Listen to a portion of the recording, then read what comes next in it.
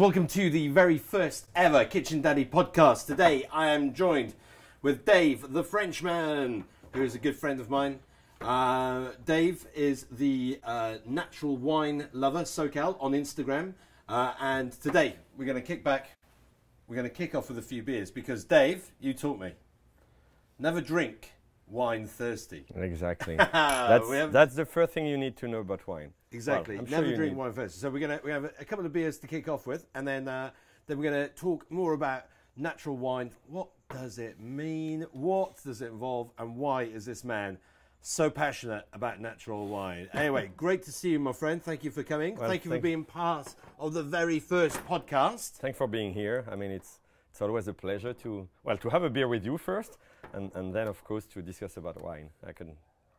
You could talk all day, and all day long. Yeah. Well, I think that's what got me the most was when we first met. You have such a passion for food and wine. It's unbelievable. Yeah, it's unbelievable. That's true. Yeah, but you're not from the food industry, though.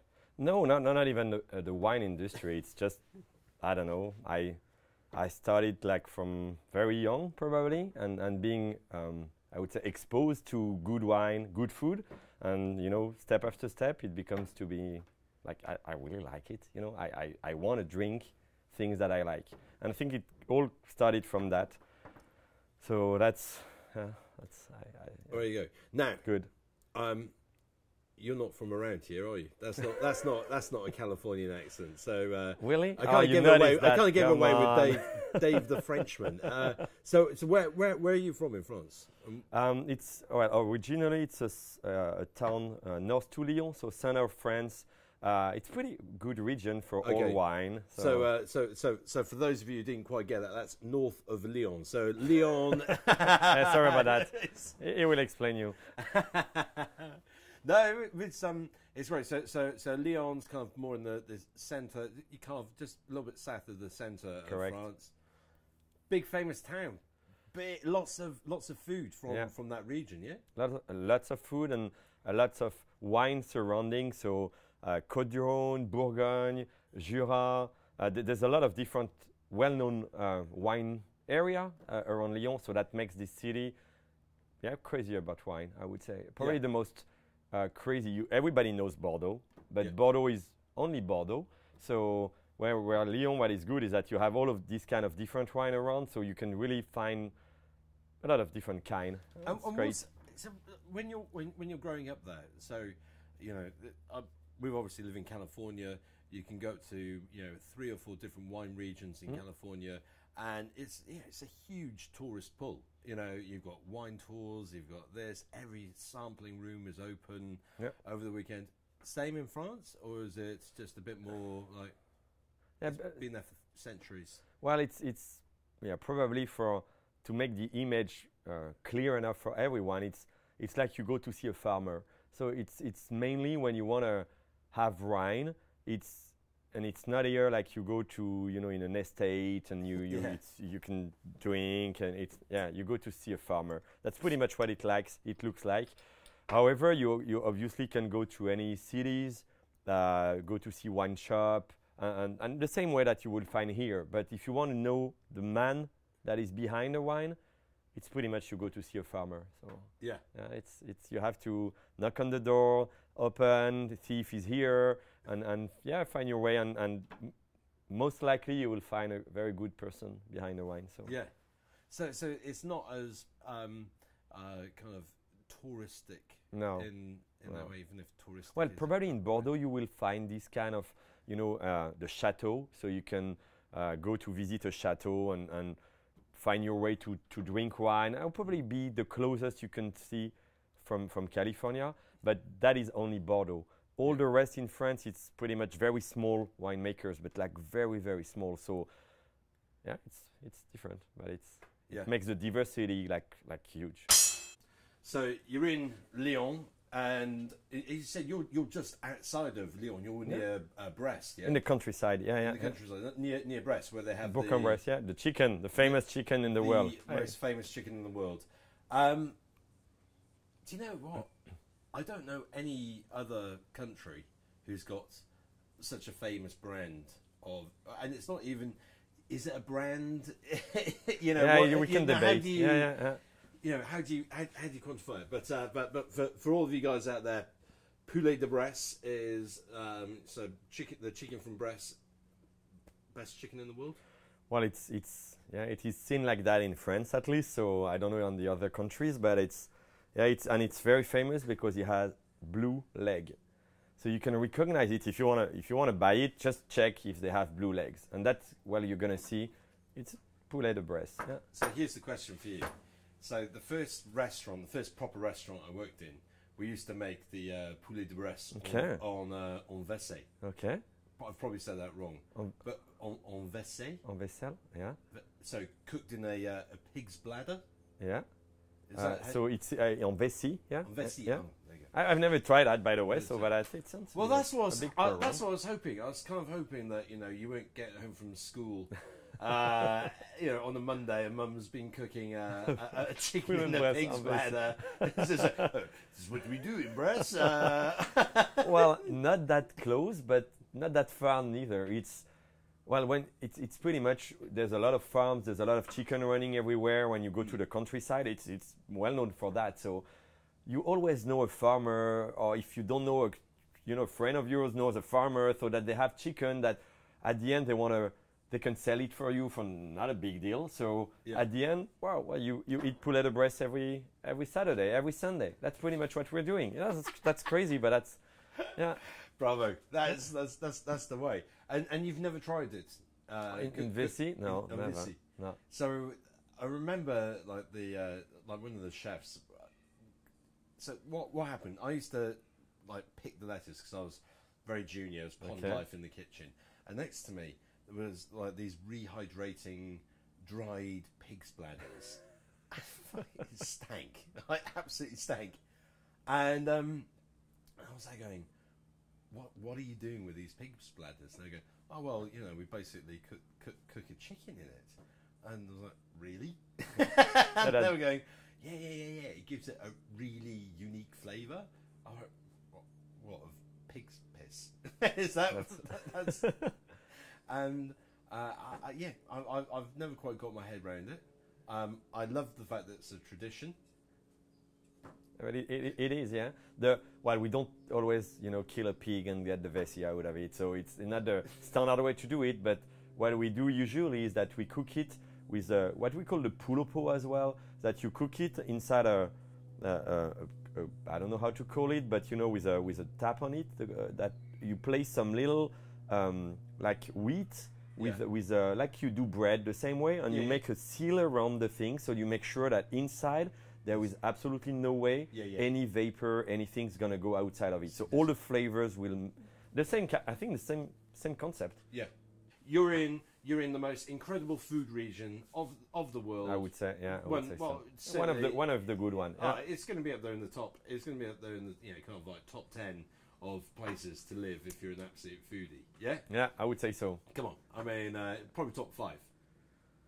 Probably, yeah. Yeah. So anyway, you're there. You've got access to all of these amazing vineyards, and now your focus is on natural wine. How on earth? What's the journey? How do you get there? Well, it sounds like crazy, but it all started in Japan. So yeah, I know it's. Hang on a second. It's not that easy to let me pour myself a beer. Let me explain. But long story short, because I don't want to talk about it all day. But working in aerospace, I had a project in Japan, so I had to go there 1 week every month. And I met there with a colleague at that time, but that very, very quickly became a friend. And this guy was completely crazy about wine too. So we were like, well, I think we know each other for a long time. Maybe not, but we like wine. And getting trip after trip, talking about wine together, trying to enjoy the wine that we could find there. And that's crazy. But Japan, they have the most amazing list of wine you can find. It's just crazy. These guys there, they really enjoy food, very simple food, but super fresh, super natural as well, like raw fish. So they try to find wine that goes with it. And the best wine that goes with it is the most simple one, and that could be natural wine. So not all of the natural wine are like simple as the rest of it, but it was really, really great. So talking wine. Sorry. And I'm sorry, No. This is perfect. This man start to. He knows me. He knows me well. No. Not even that. I was just kind of going. That's so funny. They're going. The most simple of wine. Isn't that just grapes? Well, it is, and that is the true story of natural wine. It's just grape, and nothing else than the grape, which is not the case for any other wine, and that makes the difference. We'll maybe discuss about it later, but that's the most simple wine. It's the natural wine. It's only grape from grape in the field, grape in the bottle. Yep. That's it, and not chemistry. And we'll come back to it probably later. But that's to go to natural wine. I think it's not something that I choose for a reason. It was just like, okay, I tried to test wine, and step after step I found wine that I really liked, and it was natural wine. So you're in Japan drinking a lot of different wine, French natural wine. Exactly, and I didn't even know it was natural wine at that time. Yeah, just that it sounds to be like bottle after bottle. Yeah, that's the one I liked, and I said, why this one is different than the other one? So go on, tell me, what was the flavor differences that you were noticing? Well, it's a bit difficult to describe because it's very your own feeling, and everything you drink, you eat, it's really in linked with your own feeling. So it's always difficult to describe, but I believe talking with natural wine with other people that like it sounds like there is an energy, a very pure energy into the wine, that when you like it, when you drink it, you're just like, wow, it feels like I'm not just like, put it the other way. I drink a standard wine and I'm just like, wow, my headache, or I feel like I'm a little dizzy. And with natural wine, you can drink a wine and just feel, happy. But that's really the story, and it's crazy. That is the best sales pitch I've ever heard. Yeah. Just I drank a bottle of natural wine and I felt happy. Just happy. And believe me or not, I bet you're gonna try. You don't feel completely drunk, or of course you're a little bit, it's alcohol, so be careful. But you just feel happy, and when you drink one, it's just that the feeling you have. Okay, so if we just get into a little bit of the chemistry about it, yeah, right? Yeah, we have to talk about it because there is a reason why you feel happy. Okay. Yeah. So do they? So I've probably got this wrong, but do all natural wines contain 0 sulfates? They are close to be with 0 sulfate. So yeah. All the natural wines, they have the lowest sulfate amount that you can find in wine. So let's back up a little bit. Sulfates. Why do you need? Why historically are there sulfates in wine? So what most of the winemakers they use it's to stabilize the wine, because the wine is made from, let's say, a juice, and like any other juice, if you put it in the fridge and you wait for it like 2 years, what's going to be? Vinegar. Okay. So if you want to stabilize the wine and make sure that you don't have any impurity into it, or it will transform in something that you don't like, you have to put sulfates to stabilize it and to kill every germs, everything you don't want to alter or to impact your wine. So that's what you use it. Okay, we've got a bit longer. Just so you know, guys, I'm going to be checking the time on here because we only have 20 minutes of recording. So every now and again I've got to check it and make sure we're not, so we can start and stop, because that's how DSLRs work, guys. And anyway, so we've got, so nearly every wine has sulfates in it, as do a lot of foods. Yeah, exactly. Yeah. But exactly the same. Yeah, exactly the same thing. Yeah. So, so the whole natural wine thing. So you start finding this. You're in Japan. Yeah. You discover. Actually, the culture, the food, I'm gravitating towards these natural wines. how does it turn into an obsession? Because is it an obsession? For wine, yes. I wouldn't say it's the only obsession I have. I have several, so that's the reason why. But when I drink wine, I have to say it's very difficult for me to go to a like unknown restaurant to pick a wine and to enjoy it. And I have to say it's at the level where I am. I'm just like, well, it's like you go and you drink a beer you don't like. Well, when you know I like lager, I like white beer, whatever, then you can choose and you can enjoy it. But that's the same with the wine. Yeah.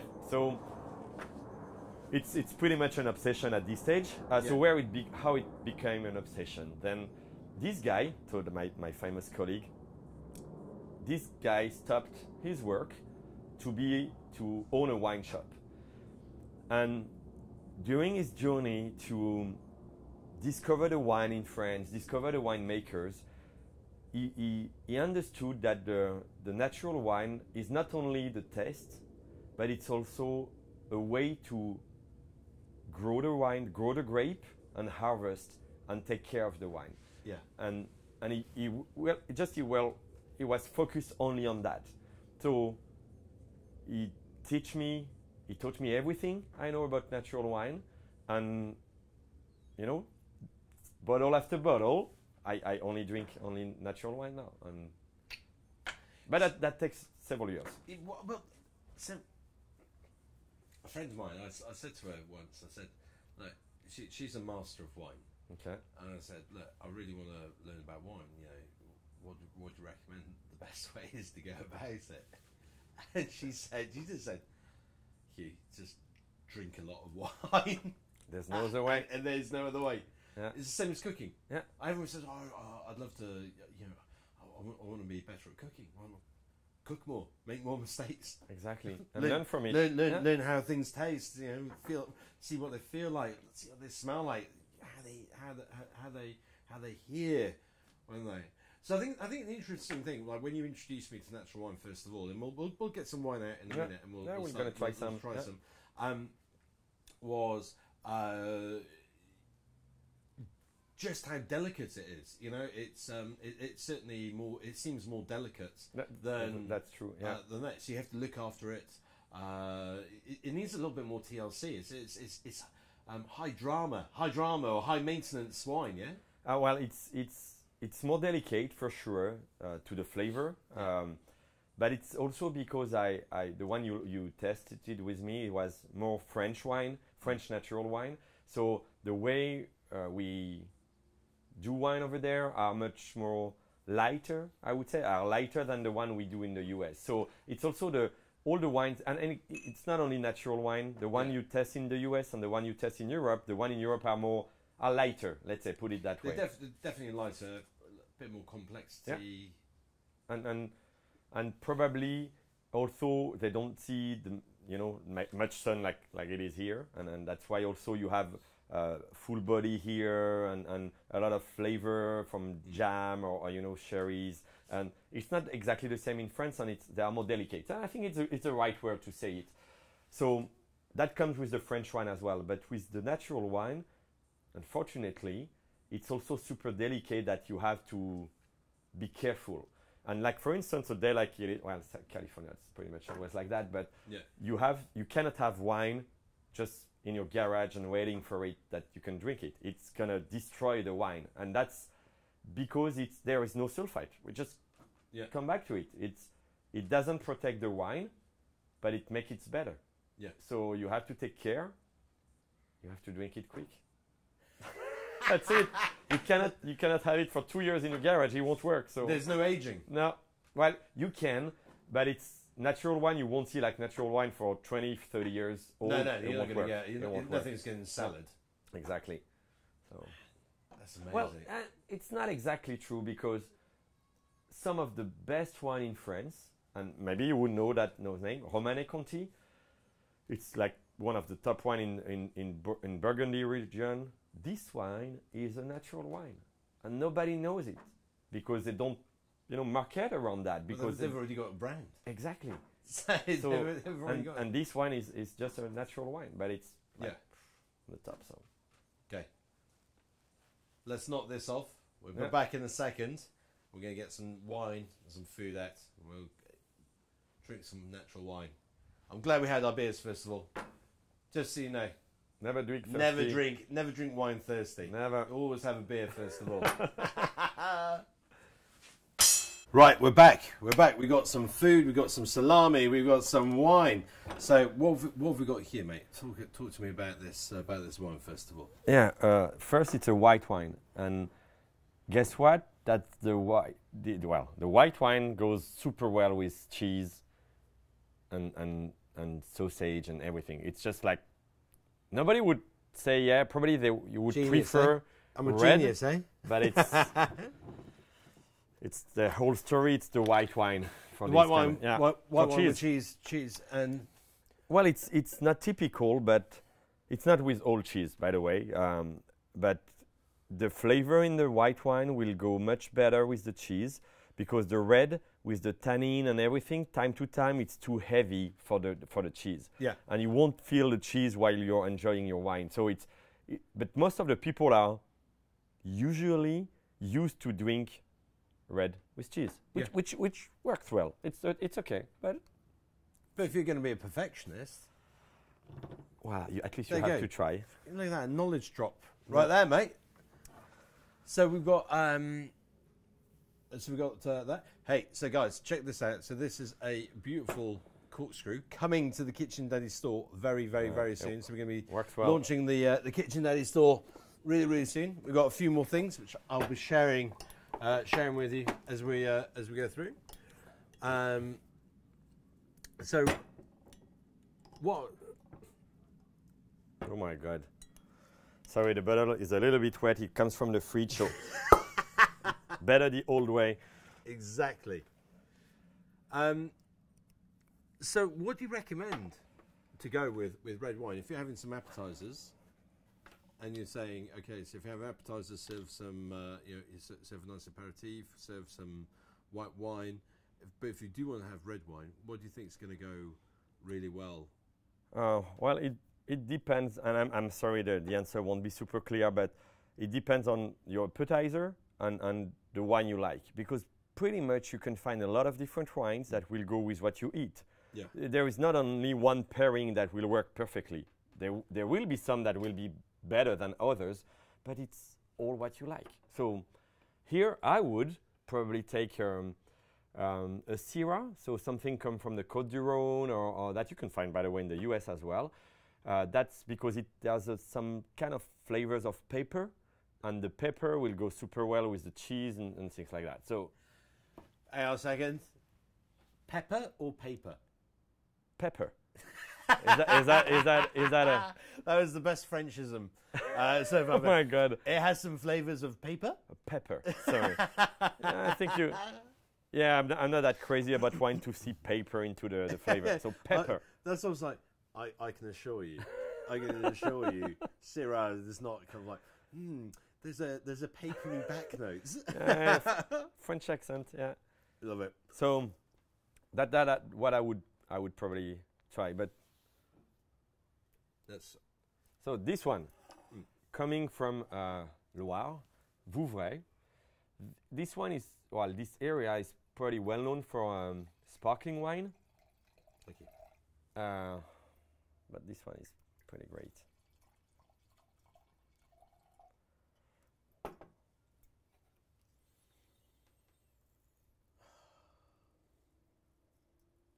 It smells fantastic. It's very grassy. You think?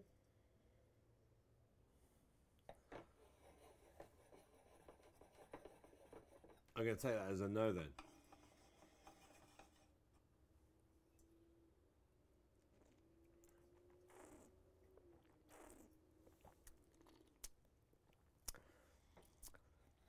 So like most of the wines,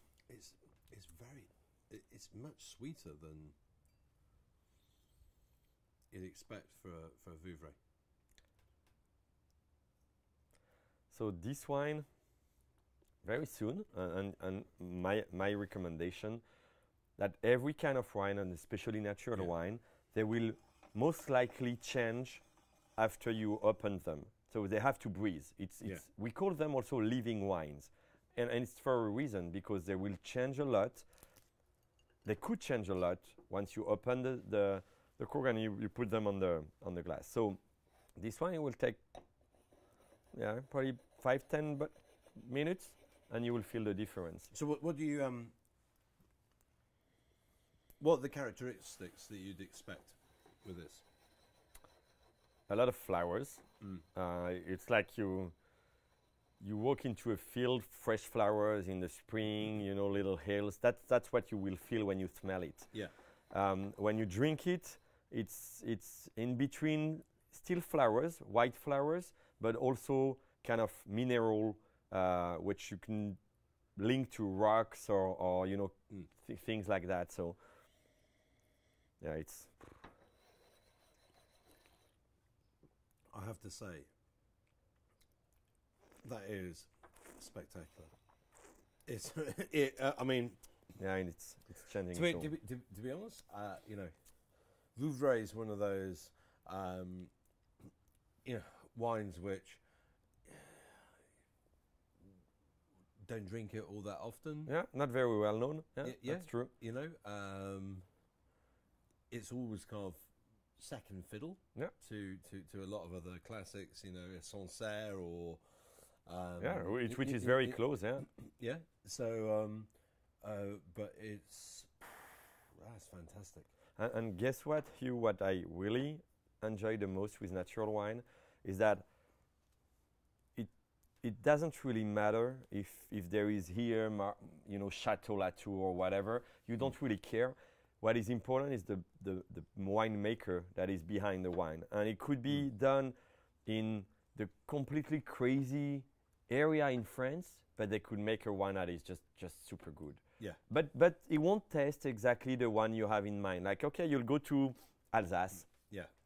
You will drink that natural wine from Alsace, and it won't be exactly the Alsace wine you're used to drink. Yeah. And that's for a reason, because these guys, they just intend to put into the bottle just the grape. Yeah. And they don't want to make it that it's an Alsace wine. They make it because it's the grape that is inside. So it could be a little bit different. But they always like. It's got so much character. I mean, it really has a beautiful, beautiful, beautiful character to it. Very easy to drink. Please have some meat and some bread and. Yeah, that goes crazy well with it. It's.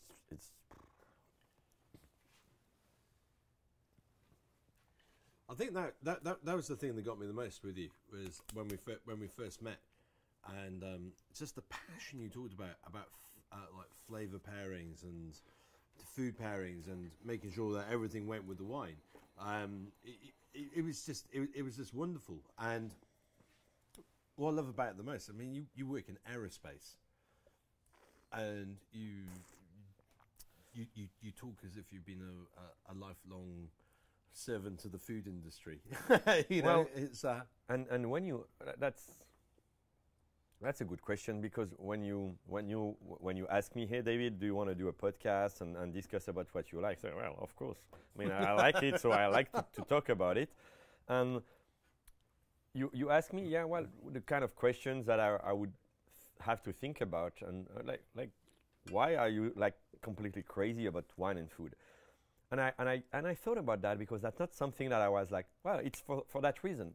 And after, I think it all comes from my grandma, and it's just the way it is. And I don't want to put a story behind that, but my grandparents from the side of my mother, they were farmers. So I was used to go there and to spend my weekends and spend my holidays there. And they were farmers, and they did a little bit of everything. They had cows, so fresh milk. They had pigs, so we killed the pigs once a year, and we had very funny things. We had a little garden there. My grandpa made his own wine. Yeah. Well, he was crazy bad. It was just like he had to put half wine and half water in it because nobody could drink it. But is this the guy who used to be on the side of the road selling case of this stuff to British tourists. Yeah, maybe. pouring some Chateau Lafite, Chateau de Tour in one glass and saying a case of Plonk at the back. So I think I was really exposed to just simple food, but made the right way. With we were like, I don't know, 20-25 person. Sunday noon, my grandma working on a salad, but from the garden, on frogs. I mean, it could be like French, but we had a pond, a pond, just close to the farm, and once a year we were fishing frogs. Once a year, and my grandma would, and I think that all these things, when you're exposed when you're younger, it makes me crazy about it now. Man, honestly, I didn't want to interrupt you then talking about that, but dude, what do you look for in a good frog? Because I mean, so to all of you out there, I can talk about that. If you're working in the restaurant, you basically get frog's legs which come in, which are already skinned. You get two of them, so you get some big fat meat up on the top of the thighs going down. That's it. I've never heard of anyone going, okay, we have the pond. We're going to go and catch the frogs. How do you? So you want to know the story how we catch the of course I want to frogs? hear the story. You can't drop that kind of bombshell on us. I'm going to get some bread and some cheese and kick back and listen to the story of the frog, my friend. Thing. Well, first of all, you would never guess how we catch a frog. We put a little piece of red tissue on the like you go to fish to fish a fish, the same, but you put not a little insect or whatever. No, you just put a little red tissue on the top of it, and you put it there. I don't know why. Don't ask me why. But the frogs are crazy about that, and they see a red thing, so they catch it. But they won't keep it, so you have to you pull it super hard at the same time that the frog will take the little red tissue in the mouth. So the frog will fly away, but really it flies away, and being younger, because that was my parents and my grandparents that were doing that, I was with my cousins. We were with a big basket trying to catch the flying frog, and that's the story. That's a true story. And poof, we had the frog. Well, of course, 99% of the time we missed that one. So we were chasing the frog in the grass, and that's how we did it. That's how we catch the frogs. And how would Grandma serve the frog? Yeah. So super easy. There is only one way to eat frogs. Well, it's difficult to prepare, but once you have done that, butter, persil. Is that persil? Parsley. Parsley, and garlic. That's about it. Or do you mean chervil? No, parsley. Parsley. Yeah, parsley. Yeah, parsley. That's the only way. Well, anyway, so you can go there in France. I would recommend you to go there if you want to eat frogs, because it's not only well known for the chicken, but also for the frogs, because there's a lot of. So is it mainly Lyon that's famous? It's between Lyon and Bourg-en-Bresse. You have this area where you have thousands of lake, like Michigan, area over there. Exactly. Well, on a smaller scale, but exactly the same, obviously. and there's so many frogs there that it's very well known for this area. And when you go to a restaurant, it's super. You're gonna say I'm crazy, but it's not only me. It's every people over there. You go to a restaurant, you start to eat frogs, and then you have the poulet breast à la crème with Marie. You know the Marie? Yeah, morels. Yeah. It's the typical way. You start with frogs and you go with the chicken à la crème with morels. It's just, it's just crazy as it is. I'm sorry. It's not crazy. I mean, it is what it is. You know, and I think that's what I love about French cuisine the most, is that it's it's still rooted in history and clearly, people in historically culture. you eat what's in your environment. Correct. Yeah. Yeah. It's frogs. So You eat frogs. Frogs was Yeah. part of it. You make it taste incredibly tasty. Yeah. Yeah. Well, that's correct. Exactly. Yeah. Right. We're probably at 20 minutes now, almost. So we're going to come back and we're going to have some red. Let's do it. Right, we're back, guys. Back for the last quarter, last third, last segment. Right, guys, we're back. All the kids and both our wives are back now, so we're going to probably make this a quick one because I think we're going to get pestered for food pretty soon. At some point, yes. Are we? We're going to get pestered for food. So you're going to hear the kids around. Enjoy it. So we have got. So tell me. So what have we got now? What's this wine?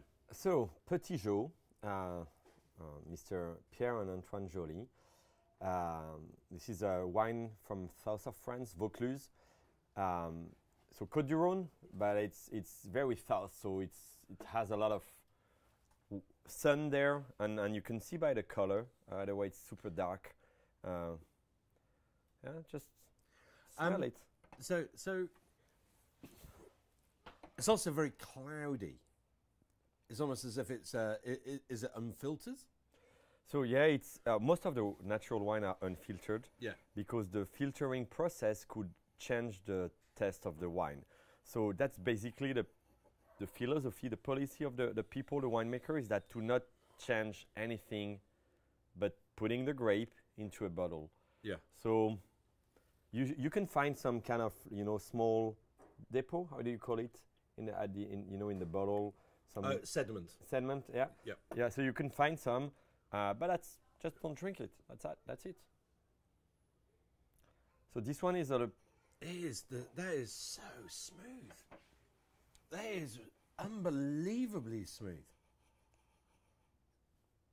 It's big. It's quite funny. So it's very alcoholic. Yeah. I mean, look at those lines. So what I'm used to say with this wine is that it feels like you have some silk in your mouth first. Yeah. But after it's like what the hell? It's super powerful. It's a very good balance between silk, power, medium body. Even if it's like super dark, it's not full body, and it's a lot of flavors as well. Pretty fresh, and you will notice that this one, like the other one, after 5-10 minutes, is gonna completely change. Yeah. It will open. There's quite a lot of acid. Yeah, and it will on the change. back, and it's going to go. So I'm going to grab. Okay, so my favourite vineyard here, place we go and stay all the time. It's called Ventoux Vineyard. So Okay. Up in Paso Robles. Okay. So the California Central Coast, pure natural wine, completely unfiltered. We're going to so I'm going to grab a bottle of that, and then we can do a side by side. Let's do it. Comparison, just to see, because that is like already, because I'm used to drinking. I mean, it gets to 110 degrees. That's like 115 degrees. So you're talking almost like 40 degrees Celsius up on the California Central Coast. These things, boom, like that. They're big. I mean, they're big wines. But yeah. This is quite remarkable. In fact, this is going to be a good point to stop. We'll taste this. We'll let it breathe. It has to breathe for a little bit for 5-10 minutes, and then let's try it. Yeah. Right, my friend. So we've got Ventoux Grenache. So with your wine. Yeah, so 75% Grenache, 25% Syrah. Look at that. Right, they are cousins. So these guys, they don't do any blends. 100%. That's not super common, and that's great. It's well, yeah, I must admit. I mean, to be honest, their wines are a little bit too big for my wife. I love them. absolutely love them. Even like I'm never really a big fan of Mourvedre. Yeah. Then Mourvedre is fantastic. Absolutely fantastic. Yeah, with meat, it's just like crazy. Yeah. It works super well. Yeah. So yeah, it'd be good to see with that. This is so unique. Really like okay.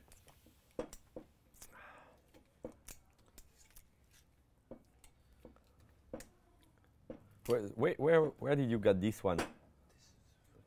Oh, the cork. Yeah, it happens. Happens time to time. I'm gonna have to stop this video.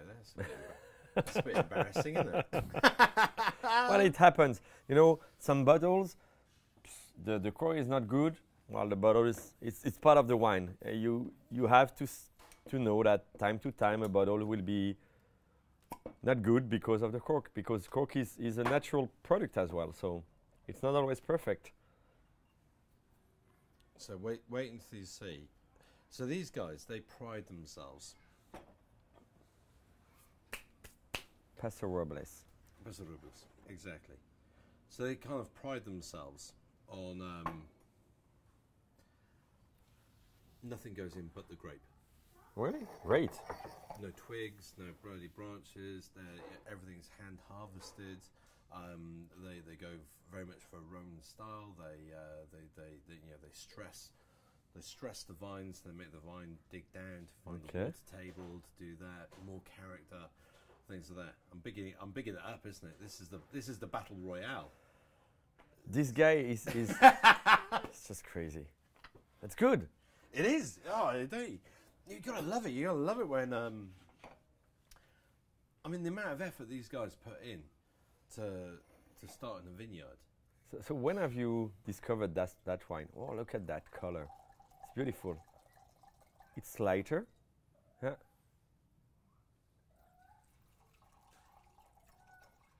When to see the there you go, my friend.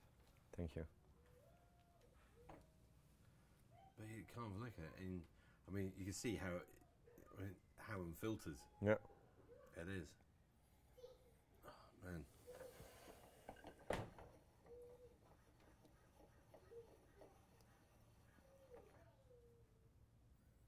But it's got no Syrah in there. They do this Petit Syrah. This is 100% Mourvèdre. Mourvèdre? How do you call it? No? Grenache? Grenache.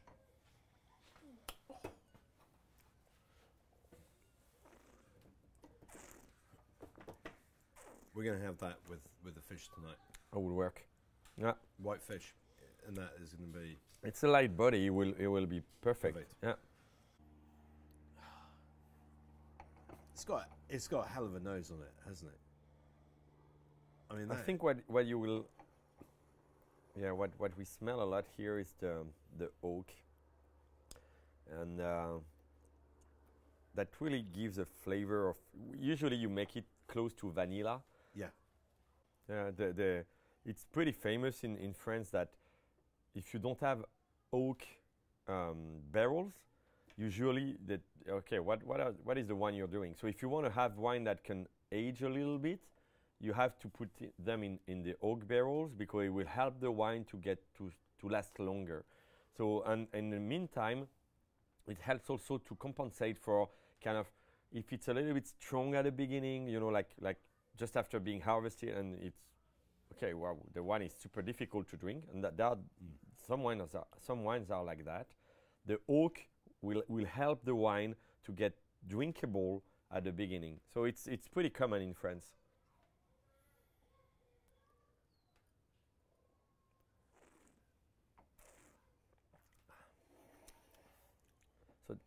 So I've already moved on. I see you. I know. That's it. So you see how it changed? Yeah. Just a couple of minutes.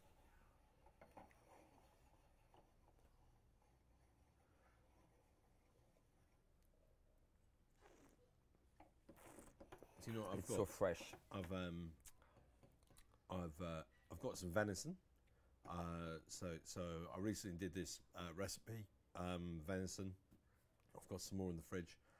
I'm thinking we cook up some venison, and that is just going to be phenomenal. I'm all for it. Yeah, we'll give the kids the fish. Yeah, we'll give the kids the fish and the grenache, and we'll have the. Well, that is going to be because it again, it's just got the. So one thing you will always probably find in natural wine is that they feel fresh. Yeah. And fresh in a way like it's like mint, and it's you just like, wow, it's refreshing. Yeah. And it's something that you really find a lot in natural wine. So even in wine, in red wine, it's just like, wow, I feel it's fresh, but it's not the temperature. It's just the way it is. And Just got to say, we've been drinking natural wine, and I feel happy. look at that. I didn't say that. Hey. No, I don't feel drunk. I feel happy, as you said. Is it true with natural wine that they put crystals around the oak barrels? Well, it depends. There are people that are completely crazy in the natural wine field, but not all of them. I think some are really trying to put the earth, The spiritual side of it, which not everyone is like that. I think that they try to say, hey, what with the moon and the earth, they are breathing together, so we try to harvest at that time. So they are the waxing and weaning of the moon and the tides, my friend. Exactly. So some are really thinking about it. Well, most of them, they are just trying to put grape into a bottle, just that, like that. So, but one good thing about it is that, which is what. So, we all know, right? You pick the grape when it's ready, when the time is ready, or if you're like, okay, a frost is coming in, we need to harvest now. So I get the idea of trying to synchronize with the seasons and things like that. Yeah, of course, it makes sense. But if you buy into that, entirely, sometimes you might miss the best time to harvest. So do you know how they do that? How? They pick a piece of the grape, and they just eat it. And depending on the taste it has, they will say, hey, it's ready to go. As simple as this. They are trying it. They are testing the grape, and they know when it's the time to harvest. It's not you couldn't do with chemicals. You can try the sugar amount in the grape to see when it's the best time. But most of the winemaker, especially natural wine, so just test every day, and then they feel the grape is ready. Which doesn't come as any surprise. Yeah. Why would you rely? How it would be so different than using like, okay, I feel an orange. Oh look, it's not. I have sugar. It's perfectly balanced with acidity. Yeah. It's good to go. Well, it's good to go. That's it. Dave, can't thank you enough for coming here. Well, thank you, my friend. Our kids are going, we want to be fed. Dad, you're so boring. You're so boring talking about wine. We could talk about this. Well, we will. We will. Exactly. Guys, let me know. Get in the comments. Let me know what you think of this podcast. I want to do more of these because I love sharing the recipes with you, but there's much more to food than just sharing recipes. It's all about exactly what we're doing here. So thank you for watching. Thank you for being numero uno. Number one. Yeah. You come back for episode 100? Of course, for sure. Mon ami, thank you. Cheers, guys. Take care. You. Bye-bye.